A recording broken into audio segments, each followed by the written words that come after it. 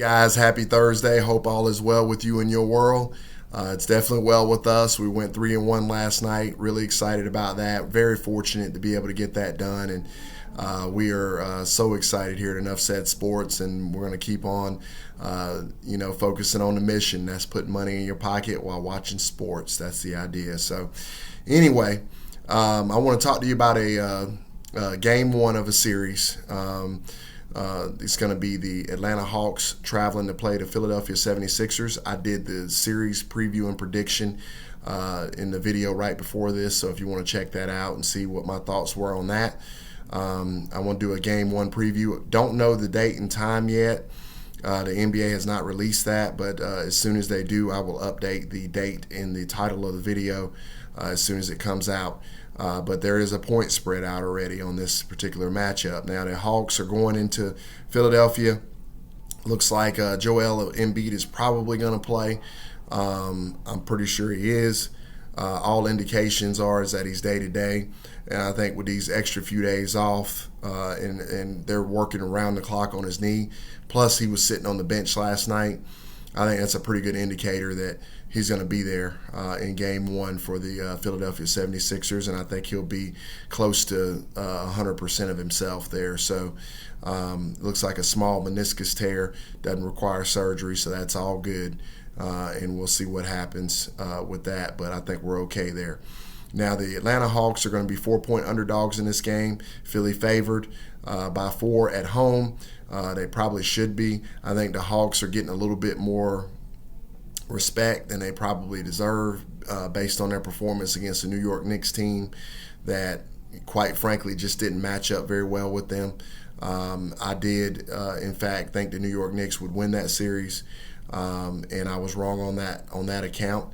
And the Atlanta Hawks got it done. Was able to correctly predict last night that the Hawks would close them out, though. So we're able to recoup some of that we lost on that series. But with all that being said, I think that I mentioned this kind of in my series preview video down there below, but I think matchup-wise, it's going to be a problem for the Atlanta Hawks. I think one of the strengths of the Hawks that they were able to do against the New York Knicks was have Clint Capella in that lane area and rim protecting, because you really didn't have to worry about the centers of the New York Knicks.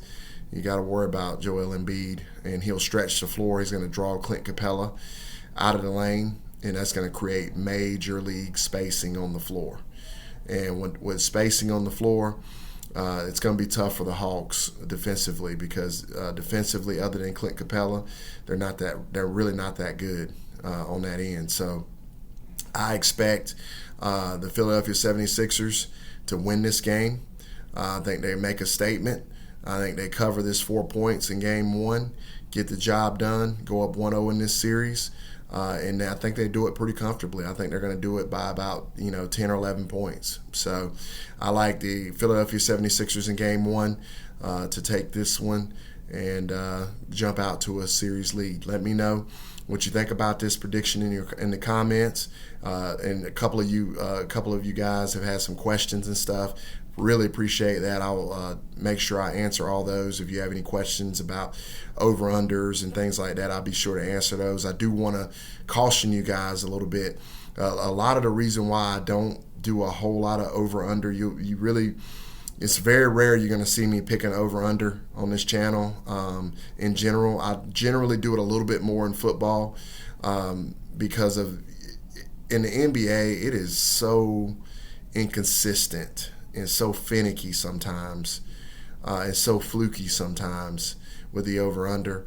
It's really hard. It's hard anyway to predict anything, but it's really, really hard to predict over-unders with any accuracy on a regular basis. You just have to kind of take an educated approach on it, which I do, and I'd be more than happy to answer any of those questions for you guys. But I will say, just in over-unders, please proceed with caution.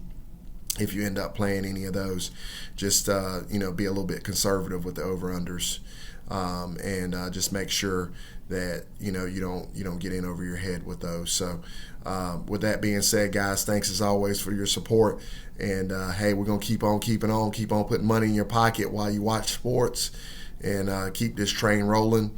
Really, really excited, man. This has been an amazing run, and I can't wait to get out there and try to continue it. So we'll see what happens. Thanks, guys. Talk to you soon.